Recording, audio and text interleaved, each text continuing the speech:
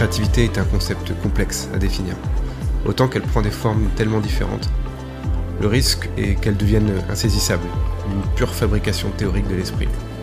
Avec ce podcast, on va essayer de la ramener au plus proche de nous, dans le vécu, dans ce qu'elle raconte de nous quand on les rencontre dans nos vies, autant professionnelles que personnelles.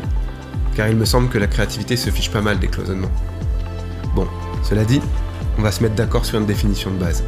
La créativité, elle englobe la capacité d'une personne à générer des idées nouvelles, originales et utiles, que ce soit pour elle ou pour les autres, ainsi qu'à combiner des éléments existants de manière innovante, pour résoudre des problèmes, pour transformer une situation, pour créer des œuvres ou pour concevoir de nouveaux produits, tout simplement. On peut avoir tendance à penser que la créativité se limite aux arts, mais elle est partout, dans bien d'autres domaines. En fait, elle est là où on lui laisse de la place. Elle est souvent associée à l'imagination, la mise en perspective, la curiosité, la flexibilité ou encore la capacité à prendre des risques. Bref, je pense que la créativité est une alliée de premier choix dans nos vies actuelles. Je m'appelle Christophe Leclerc et bienvenue dans Echo, le podcast qui s'intéresse à ce qui arrive quand des personnes laissent s'exprimer leur créativité. Déjà, je peux te souhaiter bienvenue, Léo. Merci. Merci en tout cas de m'avoir invité à ce podcast aussi. Avec plaisir. Et du coup, tu fais partie des personnes qui ouvrent la création de ce podcast. Donc, ça me fait plaisir aussi de t'avoir dans ce cadre-là. Moi, il y a une chose qui tout de suite m'intéressait dans la manière d'aborder le podcast. C'est la présentation en fait de l'invité. Et je trouve que c'est toujours un peu compliqué quand on est invité de parler de soi sous la forme d'un CV. Complètement. En tout cas, moi, à chaque fois, c'est un truc qui me fait pas mal flipper, ça. Du coup, je vais le faire à ta place, si ça te va. Et c'est super. C'est parfait. Et vu que t'as un personnage public, il n'est pas difficile de trouver des choses qui parlent de toi ou de ce que tu fais sur Internet. Donc je suis parti sur mon navigateur, j'ai tapé ton nom et je suis tombé sur la page sur ta page à propos, sur la page de ton éditrice. Et c'est pas par fainéantise que je vais reprendre sa présentation, mais c'est plutôt par curiosité d'entendre ta réaction à comment tu es présenté publiquement. Oui. Auteur touche à tout, auparavant auteur de capsules pour la chaîne Canal+, Léo laisse aussi s'exprimer sa créativité dans le dessin et l'écriture en tant qu'indépendant. Il vit très heureux dans le sud de la France. Et tout de suite, ma première question. C'est succinct. Hein. Ouais. Mais j'aime bien, justement, c'est pour ça que je me suis permis de l'apprendre. La première question, c'est ton prochain livre, il pourrait s'appeler 8 conseils pour vivre très heureux dans le sud de la France ou pas ? Oui. Et c'est exactement cette phrase qui m'avait dérangé, moi. Mais c'est exactement pour ça que je mets le doigt dessus. Non, alors vraiment, je ne sais pas pourquoi on l'a rajouté comme si, d'ailleurs, moi j'ai eu l'impression que ça donnait comme un effet contrebalancier, tu sais. Ouais. Il écrit ce livre sur sa transition. Ne vous inquiétez pas, il est quand même heureux dans le sud de la France. Hein. Tout va bien. Ouais. Et donc du coup, je sais pas du tout ce que ça venait faire là, surtout qu'en plus le terme être heureux, moi c'est quelque chose qui me fait un peu hérisser les poils parce que c'est très réducteur. On sait bien qu'être heureux, on peut pas l'être tous les jours, c'est impossible. En tout cas, pour résumer quelqu'un, c'est un peu difficile. Donc il est heureux et en plus dans le sud de la France. C'est pas ma région préférée, hein. J'y vis tout bêtement parce que je suis tombé amoureux et que je suis venu ici, mais c'est pas une région que je défends plus qu'une autre. Hein. Et c'est pareil, hein, le touche à tout. Ouais. Même si les domaines sont divers, je suis incapable de toucher à tout. Je touche pas à tout non plus. Oui, il y a un petit côté justement de touche à tout, c'est un peu, on n'arrive pas à bien définir, on dit ça passe bien. Quoi. C'est ça. Ça passe. Et moi j'ai surtout aimé le très heureux. Il y a quelque chose de l'ordre comme si tu détenais une recette. Du coup j'avais qu'une envie, moi, c'est de te demander, mais donne-moi ces conseils pour vivre très heureux. Pour vivre très heureux dans le sud de la France, parce que c'est là qu'on y est heureux. Oui, en plus ça. Bon, du coup, ça m'a fait sourire quand je l'ai lu. Je me suis dit, ça raconte quand même des choses de toi. Et c'est évident que dedans, il y a des mots que tu ne signes pas. et qui ont été Bien mis sûr. un peu comme Ouais. ça, donc ça c'est Ouais. un peu le jeu, hein, quand on est présenté par quelqu'un d'autre. Ouais. Ça donne quand même une idée en fait de ce qui t'anime, le fait d'être auteur et d'être quand Oui. même quelqu'un qui est intéressé par la part artistique. Ouais, c'est un médium en fait pour faire passer des idées, c'est un support.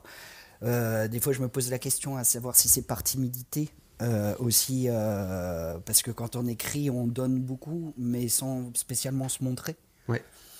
Donc c'était un support qui pour m'allait bien, on va dire. Je savais pas si je pouvais être aussi éloquent à l'oral, en face à face. Donc l'écriture, c'était voilà. Oui, puisque ton bouquin est autobiographique, Oui, c'est c'est pas un ça. roman. Donc Ouais. je comprends le côté un peu mettre une distance entre toi et le lecteur pour Ouais. justement garder cette distance qui peut être Oui. plutôt saine en tant Ouais. qu'auteur. Ouais. Tout à fait. Donc Tout à fait. Ouais, c'est ça. je comprends très bien. Donc ça c'était la première question, mais t'imagines bien c'était pour la Ouais. blague. Ouais. Mais j'ai une vraie première question. Comment t'as reçu mon invitation à participer à ce podcast? Alors, ça m'a procuré plusieurs émotions, hein. Ouais. Au début, il y a eu un petit peu de stress. Non, c'est pas vrai. La première émotion, c'est Ouah, super, il m'a choisi moi. C'est sûrement que j'ai des choses à dire. Donc la première chose, c'était flatteur. Après un petit peu de stress en me disant est-ce que je vais réussir à exprimer réellement ce que je ressens sur un podcast, parce que comme je te le dis, donc je me débrouille quand même beaucoup mieux à l'écrit. Et puis la troisième chose qui est arrivée, c'est de toute façon c'est Christophe, donc je pense que je vais me laisser. Du coup, j'ai rien préparé en fait. Le fait que ce soit toi, j'étais en confiance et je me suis dit je me laisse complètement guider. Ok. Voilà. Bon, c'est déjà merci, parce que Voilà. me témoigner de la confiance, c'est toujours agréable à Oui, entendre. oui, complètement. Ouais. On va rentrer un peu dans le vif du sujet de la créativité, Ouais. parce que un peu c'est ce qui nous amène là. Et qu'est-ce qui te vient à l'esprit, toi, quand je te dis le mot créativité? Alors créativité, j'ai pas pu m'empêcher d'y penser avant le podcast, par contre. Et là, en fait, je vais déconstruire tout ce à quoi j'ai pensé. On s'en fout. Maintenant, créativité, pour moi, c'est créativité. C'est un petit peu bateau, hein, mais c'est un petit peu la vie pour moi. Mais ce qui est rigolo, c'est que c'est autant la vie que la mort. Parce que quand on s'autorise à mourir aussi un peu, je pense qu'il y a beaucoup de choses créatives qu'en découlent. Tu sais, justement, comme la carte du tarot, la mort dont tout le monde a peur, là. L'arcane sans nom, c'est quand même une grande invitation à tout reconstruire en fait dans la créativité si on n'en a pas peur, si on n'a pas peur de repartir à zéro. J'ai l'impression que, tu sais, c'est une petite mort et une grande vie, une petite mort, une grande vie. C'est-à-dire, il y a toujours, on abandonne tout ce à quoi on croit là maintenant. Bon, abandonner les peurs, c'est bien beau à dire, mais ça, c'est presque impossible. Mais en tout cas, on fait mourir un petit peu ce qui nous tenait jusqu'à maintenant, en se disant non, mais en fait, on s'en fout, tout est possible. Et hop, là, on renaît. Il y a une espèce de petit lien comme ça entre vie et mort, je trouve. Ok. Et tu penses que pour accepter justement ce cycle vie-mort, où il te semble que la créativité trouve sa place, est-ce que tu penses de ton côté de t'appuyer sur une part de confiance en toi ou une part d'insouciance, ou un peu des deux? Ouais, c'est un peu des deux. Une part d'insouciance aussi, une part de laisser aller, même si je suis contrôlant, hein, faut pas croire. Hein, j'essaye de contrôler et c'est pas là où justement je donne les meilleurs résultats. Mais oui, un peu se laisser aller et puis attends, je vais essayer d'être concis en donnant des exemples, mais Vas-y, déroule le fil de ta pensée, pas de problème. par exemple, si par exemple justement j'écris un texte que j'ai dans la tête, le fait qu'il soit lu, le fait qu'il plaise, le fait qu'il soit compris, le fait qu'il qu'il soit accueilli par qui que ce soit, le texte va être beaucoup moins bon. Ok. Mais ça, par contre, je parle de mon expérience à moi. Oui, bien sûr. Va être beaucoup moins bon parce qu'en fait, au lieu de laisser un petit peu, j'aime pas dire mourir l'ego, hein, parce que je trouve ça un peu débile, mais au lieu de se dire, tiens, comment il va être accueilli, vraiment laisser mourir toute cette part-là de est-ce que ça va plaire, est-ce que ça va être entendu, est-ce que ça va être compris. Et généralement, je trouve que c'est d'autant plus généreux parce que si on passe par soi et vraiment ce qu'on a envie de faire là sur l'instant, euh, bah là les gens se reconnaissent forcément dedans vu que c'est humain. Ça vient direct de nous, c'est pas pour eux. Donc voilà. Ouais.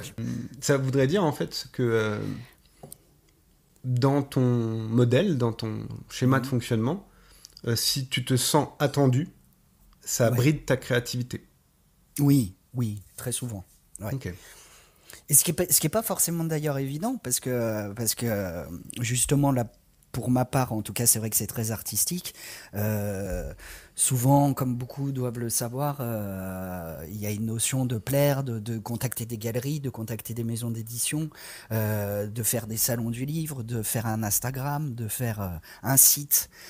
Bah, tout ça, c'est pas du tout la partie que je préfère et souvent, c'est ce qui va un peu empêcher la créativité de s'exprimer vraiment. Oui. Bah, techniquement, la liste que tu viens de faire me semble pas être des moments de créativité en règle générale, hein, pour Oui, alors n'importe en qui. Hein. plus, oui, voilà, c'est ça, c'est ça. Oui, oui, donc du coup, t'as ce truc de te détacher au maximum de de toutes ces zones où tu es attendu pour aller Oui. contacter une nouvelle zone qui te semble être plus créative, en tout cas plus Bah c'est destinée ça, à ça. et puis j'ai regardé un petit peu moi aussi quand les gens m'inspiraient. Dans n'importe quel domaine d'ailleurs en effet pas forcément d'ailleurs qu'artistique c'est des gens après je sais pas si c'est vrai si c'est vraiment ça leur intention mais on sentait que le but n'était vraiment pas de se faire comprendre Oui. et ils étaient compris parce que justement on avait affaire à la personne directement Ouais. ce qui est pas facile à faire hein, attention par contre. Bah non, parce que ça veut dire enlever une partie du contrôle de son Voilà. image, de sa parole, C'est ça, exactement. et c'est Puis pas d'avoir simple. l'air, Hein. c'est ça. Et puis d'avoir l'air intelligent, d'avoir l'air intéressant, enfin toutes ces choses qui sont pas super sympas à ressentir. Quoi. Oui, oui, oui. Bah, vu que une partie de la créativité semble se poser pour pas mal de gens sur une partie de la confiance en soi, Oui, si t'as des choses qui viennent grignoter ta confiance en toi, bah c'est ça. forcément ta créativité Oui, complètement. ça se ressent Ouais. quoi. Ouais.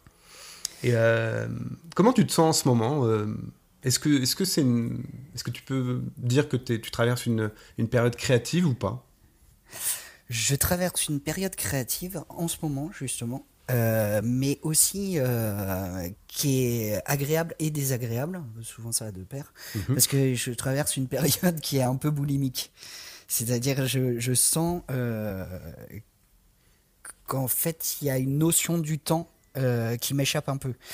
Là, je suis en train de créer, comme tu le sais, le jeu de tarot. Ouais. Et je ne négocie pas avec le temps. Donc en fait, je travaille, je dessine. J'en fais presque 10 heures par jour. Quitte à être fatigué, quitte à oublier de manger, quitte à aller me coucher tard. Je sens que mon corps, lui, derrière, dit franchement, je pense vraiment pas que ce soit la meilleure solution. Et c'est là où, en fait, je négocie mal avec le temps. J'ai l'impression que le temps exige, j'ai l'impression d'être en retard, j'ai l'impression que si je le fais pas maintenant, ce sera pas fini à temps. Et j'aimerais bien. Donc, c'est une période très créative, oui. Mais voilà, si j'avais quelque chose à transformer justement en ce moment, ça serait mon rapport au temps. Voilà, j'aimerais arrêter de penser que qu'il faut finir ça en un mois, en 2 mois, vite. Et je me demande par rapport à ça, est-ce que finalement la zone de la créativité ne demande pas quelque part de se couper du temps? Complètement, c'est ça. Bah, en tout cas, chez moi, oui. Ça me demande de me couper du temps. Et alors, des fois, c'est pas évident parce que À négocier, oui, à négocier ouais. parce que je sais pas la copine le copain dit c'est prêt on va manger etc. On essaye d'être agréable dans sa vie de tous les jours. Ouais. Enfin j'essaye en tout cas. C'est comme je vais donner une anecdote. Tu vois la dernière fois j'étais en train de dessiner une carte et là ma copine arrive avec tu sais une petite assiette pour le midi. Tout mon corps s'est dit ah non, non, non, bah non, là ce n'est pas le moment. Et là je me suis retenu, évidemment, parce que ça aurait été horrible autrement, en tout cas pour moi. Et je lui ai dit merci beaucoup, c'est super, je me suis arrêté pour manger, mais j'ai perdu le fil. Ouais. Voilà, est-ce que ça ne demanderait pas parfois, ouais. en fait, quand on est dans ces zones de créativité, d'accepter de ne pas être disponible C'est ça, ouais. et peut-être aussi Ouais. d'être bien pour les Ouais. autres, bien pour l'environnement dans lequel on vit. Est-ce qu'il n'y a pas quelque chose d'un Mm. peu exclusif dans la zone de créativité? Complètement, oui, oui, oui, il y a enfin, la légende de la bulle et de l'atelier, c'est pas une légende, hein. Moi, en tout cas, c'est un des problèmes. D'ailleurs, c'est marrant que tu en parles aujourd'hui. C'est un des problèmes, d'ailleurs, qu'on essaye de régler en ce moment. Ouais. C'est-à-dire que moi, je cherche un atelier, une pièce. Tu veux, je travaille dans mon salon, qui est très grand, il n'y a pas de souci. J'ai l'espace, j'ai le matériel dont j'ai besoin. Mais c'est à la maison. Et en fait, quelque part, c'est pas évident. Moi, tu me demandes un petit rêve en ce moment, c'est d'avoir un atelier Oui. dans lequel peut-être même je pourrais rester dormir quand j'ai pas envie de rentrer. Oui, pour pas être obligé de composer avec un extérieur Ouais, tout à fait. de contraintes. Ouais, moi je trouve ça difficile de composer quand même.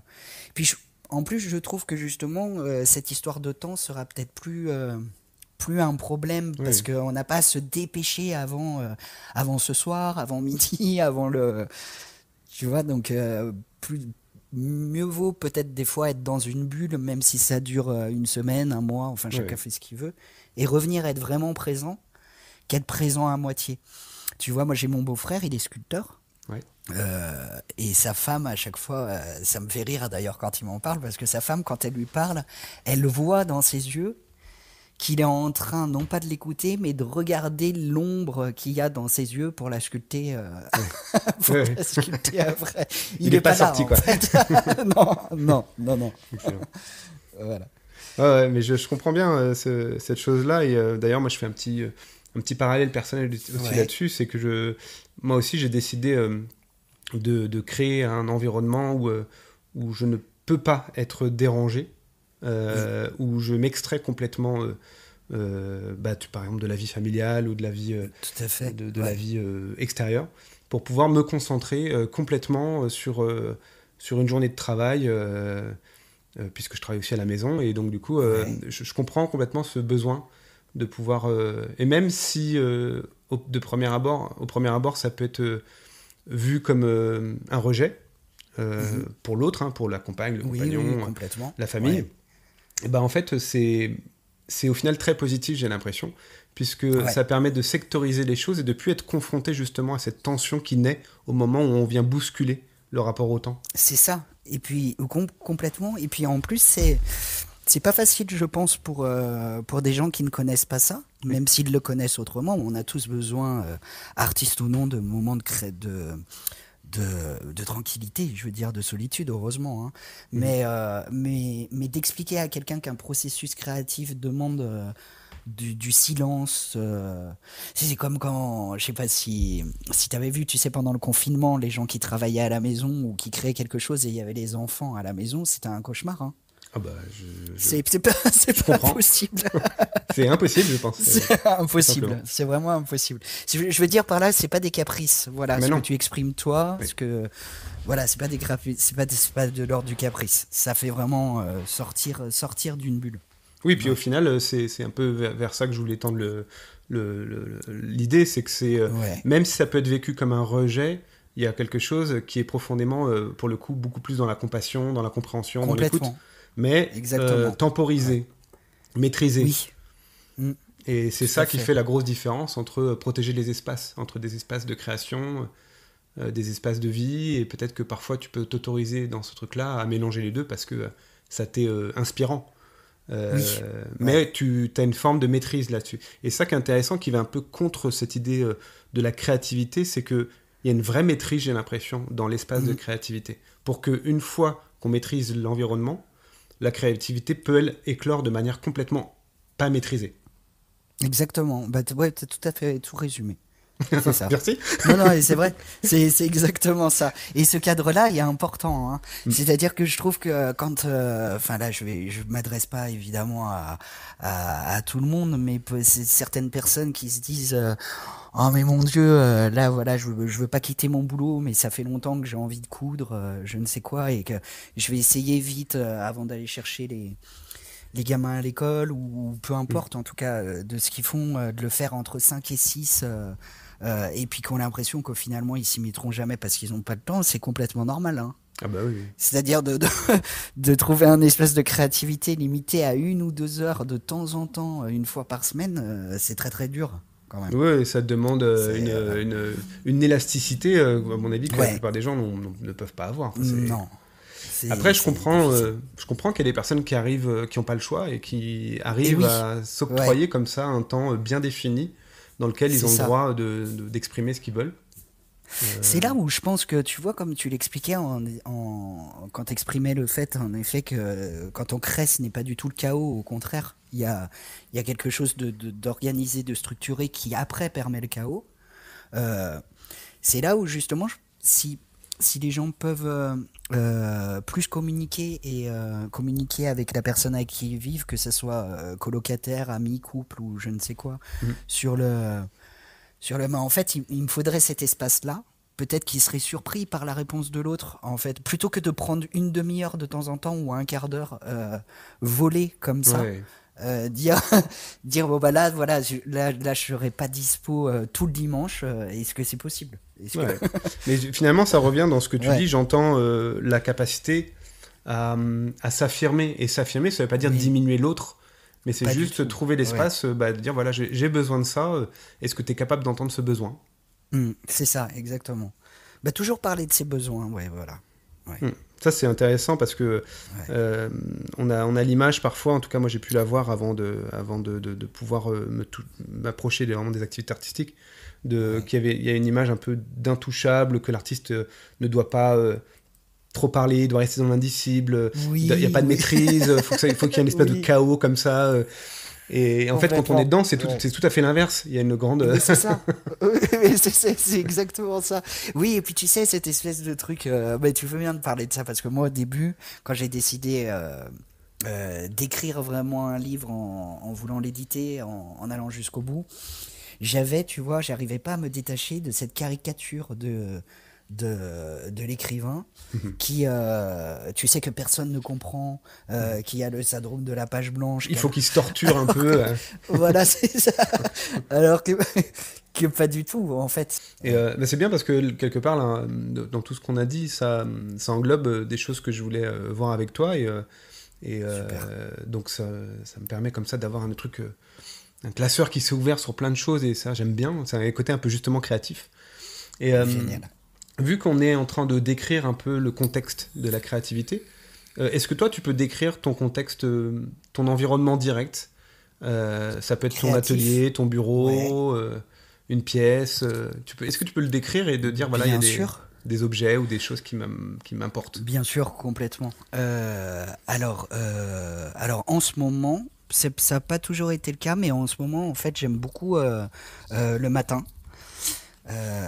J'ai passé d'ailleurs des fois du temps à essayer de me lever un peu plus tôt que tout le monde pour justement avoir, tu sais, ce moment où personne n'est levé. Ça, Mhm. j'aime bien ce moment-là un peu. Ouais. Et sinon, donc, bah, en fait, j'ai un bureau. Alors, moi, j'ai un bureau avec 2 écrans. Donc, parce que je fais beaucoup de peinture numérique et quand j'écris, voilà, j'ai un clavier sans fil. J'ai tous mes livres à côté, donc c'est beaucoup sur le tarot, sur l'astrologie, etc. Mhm. Et des fois, je me mets comment dire, des petits rituels, par exemple la petite carte du jour, oracle, avant de commencer. J'ai aussi une petite peluche, tu sais, une loutre qui dort, que je mets sur le bureau parce qu'en fait, elle m'apaise un peu. Parce que moi, pendant que je travaille beaucoup, elle dort. Tu vois, ça fait un. Ah, excellent. Voilà. Et sinon, c'est que vu que j'ai pas mal de douleurs lombaires et du dos, j'ai mis surtout des sous dans la chaise du bureau. Ok. Dans la chaise qui est confortable pour le dos et dans un bureau, en fait, si tu veux, qui peut se rehausser pour pouvoir être des fois assis et debout. Ouais. Ouais, voilà. Ok. Parce qu'il y a de la sédentarité hein, aussi. Enfin, je trouve, Oui. mais ça, voilà. Oui, dans ton cas à toi, c'est évident que passer des heures derrière un atelier, c'est ça. T'es obligé de, à un moment ou un autre, prendre conscience que ton corps, lui, il a besoin aussi d'être bien installé, pas que ton esprit, quoi. C'est ça, exactement. Oui, voilà, c'est exactement ça. Il y a le côté un petit peu, et puis sédentaire. Alors, pareil, hein, pour anecdote, pour la blague, j'ai acheté un tapis roulant qu'on met en dessous du bureau pour pouvoir, tu sais, j'avais vu ça en fait sur une vidéo, ça vient beaucoup des États-Unis, où en fait ils marchent sur leur tapis roulant pendant qu'ils sont en train d'écrire. Faire l'exercice, ok. Oui, et je l'ai acheté, je l'ai revendu en fait. Hein, ça n'a pas du tout marché. Je pouvais absolument pas marcher en écrivant ou en dessinant, c'était impossible. J'arrivais pas. Je pense qu'il y en a qui peuvent le faire, hein, mais moi j'ai pas réussi. Et c'est marrant quand tu m'as parlé de la loutre en peluche que tu as sur ton bureau.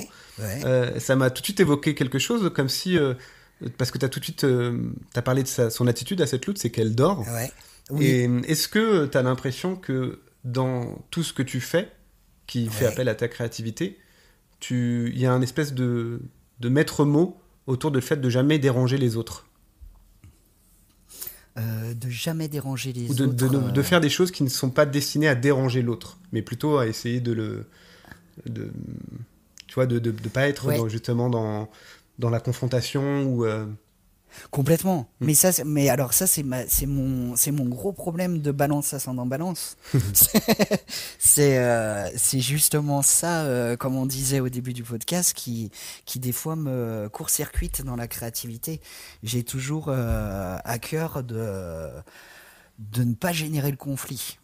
De pas se confronter, comme si des fois ce que je créais, si je pouvais éviter de devoir le justifier, ça m'arrange, donc je fais en sorte de pas le justifier, voilà. Et du coup, c'est ça que je travaille beaucoup, c'est-à-dire que je trouve je trouve beaucoup de gens en fait qui sont très inspirants, qui sont les premiers à savoir dire non et à savoir déplaire. Et voilà. Oui, mais après, est-ce que ça, j'entends bien, et puis on l'a évoqué un peu tout à l'heure, le fait d'affirmer, quitte à ça soit déplaisant à entendre, mais en même temps, moi, ce qui m'intéresse, c'est l'identité qui est derrière. Dans ton identité, est-ce que c'est pas une vraie force que de trouver ce qui va qui va faire consensus plutôt que ce qui va faire confrontation, tu vois. Confrontation. Ben oui. Bon, en tout cas, c'est sûr que c'est plus agréable de l'envisager pour moi comme ça, parce que ça j'ai l'impression que ça fait vraiment partie de moi. Voilà. Ce serait difficile de le faire autrement. Mais et puis aussi il y a vu que je travaille beaucoup les couleurs, c'est pareil, c'est un appel un peu aux gens de comprendre l'univers. Enfin, les couleurs, c'est un peu une communication sans mots. Si les couleurs sont trop agressives, c'est aussi comment je pourrais dire ça? Tu sais, quand il y a quelqu'un un peu, au lieu de crier, qui dégueule un peu ce qu'il a envie de dire, et du coup ça peut être agressif pour quelqu'un. C'est-à-dire au lieu de le prendre quand même en compte, parce qu'on va les montrer, ces images ou ces textes, de dire bah non, moi je vide sur toi toutes mes émotions et j'en prends pas soin, quoi. Mais on revient un peu à l'histoire de la patte artistique, l'identité qui est derrière. Hein. C'est pour ça que je pense que c'est l'idée de chercher le consensus et pas la confrontation. Et à l'inverse, des gens qui cherchent la confrontation sont des partis pris. Et autant dans la vie de tous les jours, il est pas toujours juste de chercher consensus ou à l'inverse de chercher confrontation et d'être plutôt dans une espèce de truc dynamique.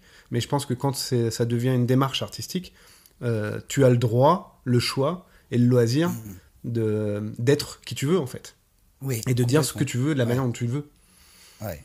Et je trouve que c'est très juste. On retrouve un peu ce truc du consensus. Alors j'aime bien le mot faire consensus, mais j'ai du mal avec le mot consensuel. Oui. Je sais pas pourquoi. Non, mais c'est vrai, ça fait pas pareil. Faire consensus, on sent que c'est actif, qu'il y a un vrai respect, il y a un truc, et être consensuel, il y a un truc d'oubli de soi. Oui, complètement. Alors que c'est le même mot, clairement. Oui, c'est vrai. Donc, du coup, je vais rester sur faire consensus, c'est mieux. Ouais. et faire consensus, j'ai l'impression qu'on va le retrouver dans des illustrations qui vont accepter leur part enfantine, ou leur part un peu comme ça, légère, qui vont, je pense, assez facilement faire appel à des choses de l'enfance, j'ai l'impression. Oui, complètement, ouais. Bah oui, de cette permission aussi de retourner en enfance. Après, je sais que c'est des lieux communs, mais quand on dit qu'un artiste c'est un peu un enfant qui a pas grandi et tout ça, mais c'est très important en fait pour n'importe qui de savoir. Je veux dire par là pas que pour des artistes, d'être dans un sentiment aussi d'enfance, de spontanéité. Et c'est très difficile d'être dans la créativité sans spontanéité et sans envie quand même, hein. Dans ce que j'entends de ce que tu me dis là, il y a l'idée, la notion de réussir à s'écouter soi, peu importe avec qui on discute en soi, que ce soit l'enfant ou l'adulte, ou celui qui est révolté, celui qui est amoureux, mais de laisser la place toujours à l'écoute de soi. C'est ça, exactement. Et ça, effectivement, je pense que c'est très lié à un espace qui est difficilement maîtrisable, dans le sens, comme tu disais tout à l'heure, d'avoir une demi-heure par jour pour faire ça. C'est difficile de créer un dialogue. C'est comme si tu démarrais... tu vois, c'est comme si on se disait, bah voilà, j'ai 40 minutes, là on est à 37 minutes, bah dans 3 minutes on s'arrête. Ouais. Ce qui n'arrivera pas, bien sûr. C'est horrible. Oui, c'est horrible. C'est horrible, hein. C'est horrible. Et puis c'est pour tout pareil, parce que tu te dis très bien dans le podcast, justement, ça s'adresse pas du tout qu'aux artistes. Et je trouve ça vraiment génial de le préciser, parce que c'est comme si tu es au restaurant, tu discutes, et à un certain moment, quelqu'un en face de toi te dit, bah tiens, yes, c'est fini, c'est fini, on paye l'addition, on prend le dessert à porter à la maison. Enfin, moi, ça me couperait complètement. J'aime bien. Au restaurant, on ne sait pas à quelle heure ça va se finir, on n'a pas de... C'est comme quand on va à une soirée, tu sais, où moi je supporte pas quand on me dit en avance, bon on y va, mais par contre on rentre tôt. Ben on ne sait pas. En fait, on ne sait pas du tout à quelle heure on va rentrer. C'est difficile de savoir avant. Oui, mais ça voudrait dire que tu devrais avoir conscience du moment où le glas de la soirée va être sonné, tu vois. Oui, voilà. C'est genre de dire, tu lèves la main, tu dis, bah c'est bon, là je crois que c'est la fin, merci, au revoir. c'est ça. Après, j'imagine que nombre d'auditeurs, en tout cas, vont se poser les questions, à savoir comment on peut être créatif, comment on peut faire preuve de créativité alors qu'on a une vie où il y a du travail, il y a des responsabilités, il y a tout ça. Après, je sais pas si tu voulais y venir, mais c'est vrai que des fois, les gens se disent, oui, mais il est bien mignon, mais moi, j'ai pas tout ce temps-là. Ouais. Oui, ce qui est compréhensible, hein, et légitime, hein, de se dire, bah voilà, oui, je comprends quand quelqu'un s'est aménagé de l'espace et c'est son travail, il est payé pour ça. C'est normal que lui, il ait du temps et il peut réfléchir aux conditions de sa créativité. Et c'est intéressant justement de se poser la question de qu'est-ce qui bloque la créativité. Du coup, je te renvoie la question, toi. Est-ce que tu as eu un moment qui te viendra à l'esprit où ta créativité t'a semblé complètement bloquée ? Bah alors moi j'ai eu une chance, je sais pas si c'est de la chance ou si c'est moi qui ai choisi de le penser comme ça, mais en fait j'ai beaucoup travaillé donc dans des domaines qui étaient autres que la peinture, que l'écriture et tout ça. J'ai travaillé en cuisine, j'ai travaillé en restauration, j'ai fait des petits jobs alimentaires comme beaucoup, Et le truc qui s'est passé, c'est-à-dire que j'ai jamais réussi à faire autrement que de sublimer ce que j'étais en train de faire. Dans le sens où à chaque fois que je cuisinais, je faisais un plat ou je réalisais une recette, j'étais dans un processus créatif. J'ai jamais pensé autrement que par la création. Et des fois, même ça m'a porté préjudice parce que j'avais même du mal à me dire je quitte un boulot alimentaire pour faire de la création parce que parce qu'en fait dans le boulot alimentaire il y a énormément de créativité aussi si on la trouve. Donc les reconversions professionnelles qui sont à la mode d'ailleurs, il y en a beaucoup et que j'encourage évidemment, hein. Mais Quand c'est un besoin important, vital, voilà, qui vient des tripes, c'est normal. Ouais. Complètement. Mais parfois, peut-être qu'on n'a pas vu aussi que dans ce qu'on était déjà en train de faire, il y avait déjà pas mal de création. Ouais. Complètement. Mais après, voilà. Moi, je suis complètement d'accord avec ça. Ouais. Il y a un côté, on l'a évoqué tout à l'heure, le côté un peu fantasmé du créatif, c'est ça, de la zone créative. Ouais. Et en fait, on a tellement une image galvaudée, fantasmée de ça qu'on ne peut que se dire, c'est pas ce que j'ai. Parce que cette image est forcément en décalage avec ce qu'on vit. Et la plupart du temps, on passe à côté de la zone créative qui est déjà sous notre nez. Exactement. Mais ça, tu vois, j'avais une amie qui m'avait fait rire, qui était sortie d'un concert où il y avait 2 violoncellistes. Elle avait fantasmé leur vie, alors tu vois, elle les trouvées merveilleuses, trop belles. Et en fait, elle les avait attendues à la sortie du concert. Par chance, elles ont discuté, elles ont fait un petit bonhomme de chemin, je crois, en taxi ensemble. Et elle m'avait dit, mais j'étais déçue, en fait, elles ont une vie complètement normale. Moi, je m'attendais à ce qu'on boive du champagne, à ce que... Ouais. Et en fait, voilà, la violoncelliste rentrait chez elle, elle allait rejoindre sa famille. Il n'y avait rien de... Elle allait manger un plat de pâtes devant une rediff d'une émission, et puis c'était réglé, quoi. C'est ça. Non, il y a vraiment un fantasme autour de ça. C'est intéressant en tout cas de voir que dans l'espace de la créativité, tu as quand même ces choses-là, en fait, le rapport au temps que tu t'octroies, le moment dans la journée, comment tu te libères des contraintes, est-ce qu'il y a des conditions particulières pour ça, quoi. C'est exactement ça. Et puis en plus, je pense que plus on intègre cette idée de... Parce qu'on est tous créatifs, hein, enfin elle est juste... et créative, c'est juste endormi quelque part parfois. Mais je pense que si on est vraiment dans un processus de créativité, c'est pareil, si on fait rentrer la notion d'argent là-dedans, savoir aussi de quoi on est riche, c'est-à-dire que généralement quand on s'écoute vraiment et qu'on rentre dans un processus créatif, on peut être riche très très vite, hein, de son temps, de ses idées, Carrément. Enfin, ça peut être quelque chose de chouette aussi.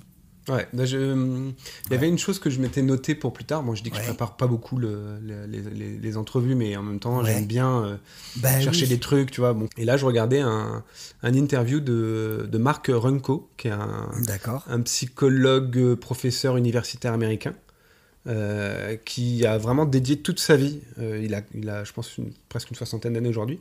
Et il a dédié 40 ans de sa vie à la recherche autour de la créativité. Donc le mec, il sait de quoi il parle. Ah bah ouais, je regarderai. Je la mettrai en référence dans le descriptif pour que les gens qui ont envie d'aller le voir, ils pourront le voir. Et dans cette interview, qui est en anglais, qu'on peut sous-titrer en français, il dit un truc qui m'a semblé vraiment porter un truc important. Donc du coup, je vais te le dire. Et on en parle après. Donc il dit, même si nous vivons nos vies simplement, la créativité contribue à la texture, à la richesse et à la qualité de la vie.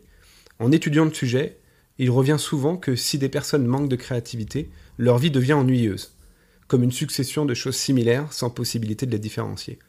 Heureusement, la créativité peut intervenir à chaque instant de notre vie, et je pense qu'elle contribue à la compréhension de notre monde, de l'expérience que nous faisons dans ce monde. La créativité crée du sens. Et il le répète plusieurs fois, ça. La créativité crée du sens. Comment tu reçois, toi, ces paroles ? Moi, la créativité crée du sens, ça me touche énormément, déjà. Pour moi, oui, c'est exactement ça. C'est-à-dire que c'est comme ça comble j'allais dire combler les vides, mais des fois les vides ne sont pas forcément à combler, hein, mais Oui. même l'ennui devient créatif. En fait, c'est comme si tout était à partir que comment dire, à partir du fait que tout est transformable et tout est support à créativité. Enfin, on peut très bien faire des pâtes au beurre d'une certaine façon et d'une autre, en mettant de la musique, en appréciant les pâtes, en entendant le bruit qu'elles font quand on mélange le beurre. En fait, oui, en fait, c'est comme si le monde devenait plus terne. Voilà. Oui, je suis Donc, assez d'accord. ouais, complètement. Et puis la créativité fait sens, oui, clairement. Et d'ailleurs, c'est peut-être pour ça qu'il y a beaucoup de gens, en effet, qui recherchent du sens dans leur vie, qui ne la trouvent pas parce qu'ils vont peut-être plus aller le chercher dans du développement pur personnel, c'est-à-dire Oui, pour s'éveiller, pour s'améliorer, pour être mieux, pour être une meilleure personne, oui. plutôt C'est le que de risque voir d'aller. C'est un Ouais, peu ce que je dis en intro du ouais. podcast, c'est le risque que ça devienne une théorie Oui, c'est intellectuelle ça. et que Ouais, ça ne traverse pas dans nos tripes, dans nos muscles, et que complètement. c'est C'est quelque chose qui est exactement beaucoup ça. plus physique Ouais, qu'intellectuel. c'est clair. Et, C'est et, ça. et quand lui, il parle justement Ouais. du fait que la créativité pourrait nous aider à comprendre notre monde, est-ce que tu as Mm. l'impression que toi, en laissant t'exprimer à travers ta créativité, tu te comprends mieux, ou tu comprends mieux ton monde? Oui, oui, oui, c'est presque des fois un petit peu automatique et ça surtout avec l'écriture, où j'ai souvent parfois l'impression de d'abord faire un premier jet, tu sais, d'écrire un peu sans trop réfléchir. Mm. Et ce qui est marrant, c'est après, je suis pas le seul hein, d'ailleurs à vivre ça, mais après je relis comme si c'était vraiment quelqu'un d'autre qui l'avait écrit. Ouais. Donc ça aide beaucoup. Et tu sais, les joies du hasard, Mhm. quand tu te trompes, quand tu peins quelque chose, quand tu dessines et que voilà, le trait part trop loin ou même un café tombe dessus, ce que tu en fais, ça dit beaucoup de toi. Bah, c'est exactement, tu viens de donner un exemple vécu de quand Ouais, le professeur Runco dit la créativité crée du sens. C'est exactement ouais, ça. Et à un moment, il y a quelque chose qui se fait, un trait qui part trop loin, une tasse de café qui se ouais, renverse, et bah, t'es dans le contexte créatif. T'es pas en train de dire c'est oui, bien ou c'est pas bien. Et ce complètement. qui va en Ouais, sortir est vraiment quelque chose qui est sensé pour toi. ouais, Et, tout à fait. c'est ce qui est intéressant justement en faisant des recherches sur les mécanismes de la créativité. Il y avait un autre truc qui m'avait interpellé. Du coup, je te le lis. Mhm. Euh, c'est la pensée divergente. Alors, je sais pas si tu as Ouais. déjà entendu parler de ce concept. Oui, mais Euh, je l'ai pas assez étudié pour en parler, alors, par contre. vite Voilà, fait, je vais faire le ouais, truc. C'est que la ouais, pensée divergente, elle semble apparemment être un aspect essentiel de la créativité. ouais.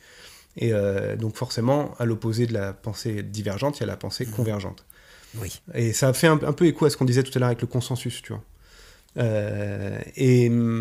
Quand la pensée convergente, elle est linéaire, logique, et vise à trouver la meilleure solution à un problème donné, la ouais. pensée divergente, elle, consiste à générer un large éventail d'idées, de solutions, d'interprétations différentes pour un même problème, mais sans forcément se soucier si elles sont bonnes ou mauvaises à ce stade. Et c'est un peu ce qu'on vient de se dire aussi là, Ah, tu c'est vois. exactement ça. Cette pensée divergente me plaît beaucoup. Ouais. Voilà, clairement. Mais elle est géniale. Moi, je veux la garder, cette définition, hein. Ça me parle beaucoup. Mais tu sais, justement, si tu veux un exemple, parce que là, c'est en train de me venir. Depuis très jeune, j'écris des textes autobiographiques en essayant. Alors, en effet, pas du tout d'une manière nombriliste. C'est juste que j'ai toujours eu l'impression qu'en parlant de soi, on parlait aux autres. Oui. Et du coup, en fait, j'écris ma vie. Et plein de fois, je me souviens quand j'étais plus jeune, je décidais de mettre en avant un autre souvenir que celui que j'avais écrit, ce qui transformait toute mon enfance. Et c'est Excellent. ça qui est génial. C'est-à-dire, en fait, quand c'est pareil, le processus d'écrire sa vie, de la raconter, on peut la raconter de 10 000 manières différentes. Je peux accentuer le côté un peu drama avec la famille toxique, comme je peux raconter tous les souvenirs de vacances dans des classes vertes et faire l'enfance joyeuse. C'est ça Ouais, qui est rigolo. c'est là C'est c'est ça. là ton pouvoir, Ouais, carrément. c'est ça qui est marrant. Et vu que le temps défile un peu et oui. en même temps vu, il y a plein de choses que j'ai envie de partager avec toi et de comprendre un peu ton point de vue là-dessus. J'en parle un petit peu dans l'intro et j'essaie de ramener un peu ce sujet-là dans les discussions. C'est si on considère que la créativité elle s'exprime en partie dans notre capacité à trouver des solutions à des problèmes. Ouais. Est-ce que toi déjà tu te sens comme une personne créative au regard de ça? Oui. Bah en fait moi j'essaye, je suis pas je suis pas comment dire un Superman ou une Superwoman, hein, loin de là, hein. Donc, mais en tout cas j'essaye dès que l'énergie que je ressens est possible, dès que je suis en forme, de visualiser un problème comme étant une expérience, hein. Même si je suis pas le premier à le dire, mais le problème en créativité, c'est génial. Parce que d'ailleurs, quand on a l'impression qu'il y en a plus beaucoup, on n'a plus grand chose à dire, un problème est quelque chose. C'est vraiment une expérience. À partir du moment où on est OK pour dire qu'on crée notre vie. Ce problème-là qu'on vient de créer inconsciemment, peut-être, hein, ça c'est pas le propos, il dit forcément quelque chose de nous. Oui. C'est ça qui est génial. Donc ça peut être ça peut être une source comme une voiture qui tombe en panne, hein. On arrivera vite à je sais pas, à créer quelque chose qui fait que c'était chouette, en fait. Ouais. Bah, y a un truc que j'avais lu qui disait on crée le problème pour trouver sa solution. Oui. Et c'est le meilleur moyen qu'on a trouvé pour dire qui on est. Exactement, oui, ça aussi c'est très beau. Ouais, tout à fait. Alors je sais plus à qui il faut l'attribuer, mais j'aime bien l'idée que quelque part, quand on cherche à résoudre un problème, on lui donne aussi la possibilité d'exister en tant que problème. Ben oui, complètement. Et puis c'est vrai que de la manière dont on va trouver la solution dit beaucoup de nous, oui, ça c'est sûr. Et on n'a jamais parlé de support directement de ta créativité, même si on a compris que tu étais auteur, que tu t'intéressais aux arts plastiques. Mais alors t'en as parlé rapidement. Je sais qu'en ce moment, ce qui prend ton temps en tant que créatif, c'est la création d'un tarot. Ouais. J'imagine que c'est sur la base du tarot de Marseille. Exactement. C'est sur et j'ai beaucoup réfléchi, hein, parce que j'étais parti tu connais un petit peu les tarots? Pas tant que ça, hein, c'est pas mon... Pas tant que ça. Non. Bah, j'étais parti sur un modèle anglo-saxon, tu sais, de Rider-Waite, qui reprend, en fait c'est le même que le tarot de Marseille, sauf qu'en fait ils ont juste mieux illustré, en tout cas illustré les mineurs qui sont un peu, on va le dire, dans les mineurs, dans le tarot de Marseille, elles sont pas très sexy. Ouais. Donc en fait ils ont juste fait comme un tarot de Marseille, mais en effet les mineurs sont illustrés. Mais en fait oui, je suis revenu au tarot de Marseille parce que j'ai été fasciné par cette histoire. Après il faut dire de base que ce qui me passionne dans la vie, c'est quand même tout ce qui est symbolique, hein. Ouais. Donc le symbole, l'alchimie aussi. Je pourrais écouter des podcasts des heures sur l'alchimie sans toujours rien y comprendre, mais je les réécoute quand même. En fait, ce qui est très dur, je trouve, dans l'alchimie, c'est d'avoir la sensation de tout comprendre et de comment maintenant on fait pour en faire. Mais oui, donc là, mon support, c'est les tarots. Il y a quand même beaucoup de spiritualité, hein, dans tout ce que j'écoute, et pas de l'ésotérisme, New Age et tout ça. Vraiment, cette idée de transformation. Et de connaissance des symboles. Donc oui, c'est un tarot en plus queer, donc qui s'adresse à tout le monde, mais en effet les illustrations sont illustrées avec la communauté LGBT. Ouais. Donc voilà, ça m'a fait plaisir de rajouter un petit peu des figures féminines, ou dans le tarot de Marseille à l'ancienne c'était plus des mecs. de jouer un petit peu avec le côté inclusif, un peu faire en sorte que plus de personnes d'aujourd'hui s'y retrouvent. Et donc voilà, donc ça c'est mes deux sources d'inspiration. Ouais, c'est beaucoup le tarot, le symbolisme, l'astrologie et le monde queer, pour faire vaste. Bah, du coup, vu que tu amorces le sujet, tu étais femme avant. Tu es homme aujourd'hui. Oui, complètement. Ouais. Ouais. Et est-ce que, par rapport à cette envie du tarot, ce que je me demandais, qu'est-ce qui te motivait là-dedans, puisque c'est pas ton monde d'origine, je pense. Oui, tout à fait. Ouais. Qu'est-ce que tu veux dire, transmettre, s'il y a quelque chose qui a été qui s'est un peu cristallisé dans ton esprit pour l'instant, ou est-ce que pour l'instant tu es juste dans un acte de création purement gratuit? Sur de faire le lien, je veux dire, entre la transition et le tarot, ou rien à voir? Oui, bah, le fait est que tu fais pas des illustrations classiques du tarot, c'est que tu l'as fait dans l'angle de ce que tu vis toi aussi. Oui, complètement, complètement. Et ben c'est parce que le genre, en fait, c'est-à-dire que justement, on peut, d'ailleurs c'est génial que tu en parles, parce que pour moi, ça fait partie d'un des sujets de créativité. J'ai toujours pensé que si, et attention, je détiens aucune vérité, hein, ça c'est des fantasmes très personnels, hein, que si un homme arrêtait de dire je suis un homme sensible, je suis un homme fort, je suis un homme courageux, moi je suis une femme, j'en sais rien, indépendante, autonome et tout ça, je trouve que tous ces termes-là brident la créativité. Si on enlevait homme et femme, je pense qu'on aurait beaucoup plus de créativité dans la vie de tous les jours. C'est-à-dire, je suis sensible, on s'en fout si t'es un homme ou une femme. Oui, bien sûr. Je suis courageux. Et je trouve que toute cette notion de genre bride la créativité, mais ça c'est que mon avis. Mais moi je trouve que au-delà d'ailleurs de tout ce qui est transgenre, LGBT, QIA+, etc., je trouve que quelque chose qui fait pour moi vraiment écho à la créativité, c'est justement les nouvelles générations qui s'autorisent à se dire non-binaires, c'est-à-dire ni l'un ni l'autre, ou en alternance homme-femme. Je trouve que en fait, dans ces jeunesses-là, ça laisse une énorme part de créativité, parce qu'en fait, on a l'impression qu'ils arrivent à faire naître au monde toutes les parts qui les habitent. Il n'y a plus, je cache, voilà, qu'un homme ait envie de temps en temps de se maquiller ou de s'habiller autrement, ou de...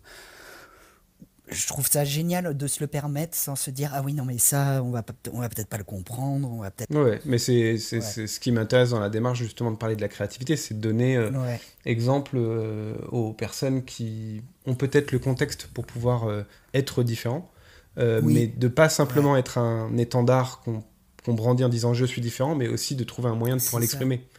Exactement. Et c'est là où de donner un peu de matière comme ça dans l'éventail de la créativité, de dire bah voilà, quand tu fais ça, tu t'octroies la possibilité d'être créatif, d'explorer des choses. Et en même temps, tout ça n'est jamais définitif. Tu vois, il y a quelque chose, comme je disais tout à l'heure, dans la pensée divergente, c'est quelque chose qui ne cherche pas à répondre de manière définitive et univoque, mais plutôt d'ouvrir l'éventail. Tout à fait. Mais oui, parce qu'en plus, c'est tellement du mouvement, la créativité, que si évidemment, comme tu dis, si on le fige, c'est dommage. Oui, c'est prêt à changer tout le temps. Exactement. Mais c'est vrai que, tu vois, pour citer un exemple aussi pareil, je me souviens d'une soirée déguisée. Alors de base, hein, on n'est pas du tout dans la population queer. Il y avait vraiment... c'était une soirée comme une autre. Et c'était une soirée déguisée, tu sais, où les mecs s'étaient déguisés en filles et les filles en mecs. Et j'ai trouvé ça surprenant, pas tant chez les femmes, tu vois, mais chez les hommes, de voir à quel point ils s'étaient libérés. Ils avaient rien, hein, ils avaient une jupe, une perruque. Hein. Et c'était fini. Là, tout ce qui était... Est-ce qu'il n'y a pas une réponse à ça, en fait? J'ai l'impression, parce que je me permets, c'est... Bien sûr. Il y a, je pense que, bizarrement, ceux qui sont plus contraints dans cette exploration sont les hommes. Et les femmes, parce que de base on les considère peut-être comme plus sensibles, plus ouvertes, bien sûr, moins contraintes, elles peuvent se permettre d'aller explorer leur part masculine sans aucun problème. C'est ça, tout à fait. Les hommes, c'est malvenu. Alors ça change bien sûr, hein, mais c'est malvenu. Du coup, je comprends que ça les libère. C'était génial parce que du coup, ça riait fort. Il y avait tu sais, des timbres vachement moins monocordes. Et c'était beau à voir, moi je trouve. En plus, je me suis dit, d'ailleurs, j'aurais dit, mais faites ça plus souvent. C'est dommage parce que c'est chouette comme ça aussi. Ouais, carrément. En tout cas, c'est toujours dans cette idée hein, d'être dans une démarche d'ouvrir le champ et pas de le fermer. Hein. Ça nous portera toujours préjudice hein, de fermer le champ. Ouais. Donc, d'ailleurs, dans ce sens-là, et c'est peut-être un peu ce qui va nous amener vers la fin, est-ce que tu as l'impression, toi, que après ton expérience créative, qui va jusque dans, j'ai envie de dire, jusqu'à dans ta chair, puisque tu... Oui, complètement. T'as osé aller jusque-là. Et de se dire, dans toute cette expérience qui te représente, est-ce que tu as l'impression aujourd'hui d'être plus autonome ou plus responsable, plus en lien avec toi, j'ai envie de dire même. Ouais, plus autonome, plus responsable et plus enclin à accepter peut-être de pas convenir. Pas convenir tout le temps. Donc du coup, oui, plus responsable et plus autonome. Et la responsabilité, oui, sur aussi justement prendre soin de ce que je crée et pouvoir aussi pas l'assumer, mais en tout cas en parler sans m'excuser que ça existe. Voilà, un petit peu, si on peut dire ça. Ouais. Et ça me renvoie sur ta loutre, sa fameuse loutre. Ouais, oui. Peut-être que t'autoriser un moment de la... J'aime bien, moi, ce genre de trucs, c'est les trucs d'intégration qu'on vit un peu dans les mouvements de changement dans notre vie. Ouais. Et le jour où ta loutre, elle sera réveillée, qu'elle aura les yeux grands ouverts sur ce que tu crées et qu'elle sera attentive, il y aura peut-être quelque chose qui aura changé, quoi. Dans le regard de l'autre. Ça serait génial. Oui, c'est trop beau. J'ai noté un mot que dans ce que t'as, dans tout ce que tu as pu dire et partager, qui est revenu à 2 reprises et qui a sonné très très juste dans ta bouche, c'est sublimer. Ouais. Oui. Et comment tu vois l'avenir avec cette capacité à sublimer les choses?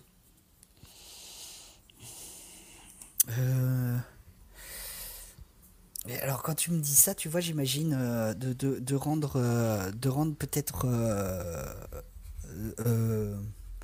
de rendre aux yeux, en tout cas de ceux qui voudront bien regarder, des choses les plus anodines auxquelles on fait pas attention, très belles, très importantes. Ouais.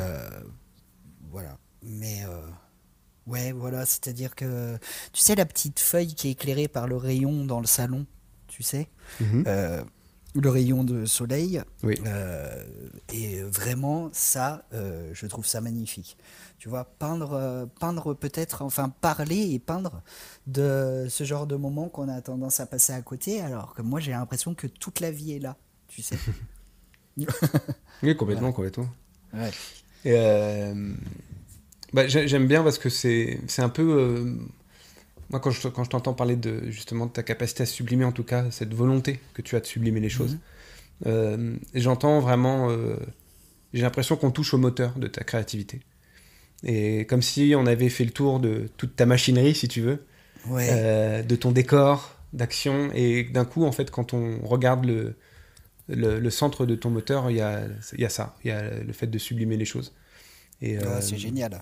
Ouais. Et je trouve que c'est un peu ce que je recherche, tu veux, avec le podcast, c'est de donner des pistes, si tu veux, que des gens peuvent s'accaparer ou transformer pour eux, mais aussi de voir quelque chose qui est complètement singulier et qui ne pourra jamais être que à toi. Complètement. Et c'est aussi encourager les gens à aller chercher, presque sans le chercher, leur singularité. À s'autoriser à en parler comme tu l'as fait là, et à un moment de se dire bah voilà, maintenant qu'on a tout enlevé, il reste ça, il reste la capacité à sublimer. Oh, c'est génial. Ah, puis ça fait du bien à chaque fois que tu donnes un loyau comme ça. Tu sais, c'est comme un petit pendentif qu'on peut enlever, hein, je dis pas, hein, mais c'est pas un tatouage, hein, je dis pendentif. Hein. Mais en tout cas, c'est agréable de le porter. Voilà. Ah bah avec plaisir. Ouais. Moi, c'est ce qui m'importe, et je pense que c'est dans ces moments-là où on touche ce qui a l'air d'être tellement cher à notre époque, qui est l'authenticité. Quand on y touche sans la chercher, tu vois, tout d'un coup, il y a des choses intéressantes qui se passent, quoi. Ouais. Donc, tant mieux. J'ai l'impression qu'on est arrivé à un port intéressant. C'est génial. Oui, c'était super. Bon, en tout cas, moi, j'ai passé un agréable moment. C'était super. Partagez, vraiment. J'ai hâte d'écouter le podcast et puis d'entendre tous les autres aussi. Ça va venir, ils vont sortir Super. Les uns après les autres. Et merci beaucoup, tiens-moi au courant. Hein. Merci à toi. Voilà, cet épisode est terminé et je vous remercie pour votre écoute. Pour soutenir la diffusion, vous pouvez aimer et partager ce podcast. Et bien sûr, vous pouvez aussi vous abonner pour rester informé de chaque sortie d'épisode. Et en attendant le prochain rendez-vous, n'oubliez pas de laisser de la place à votre créativité. À bientôt.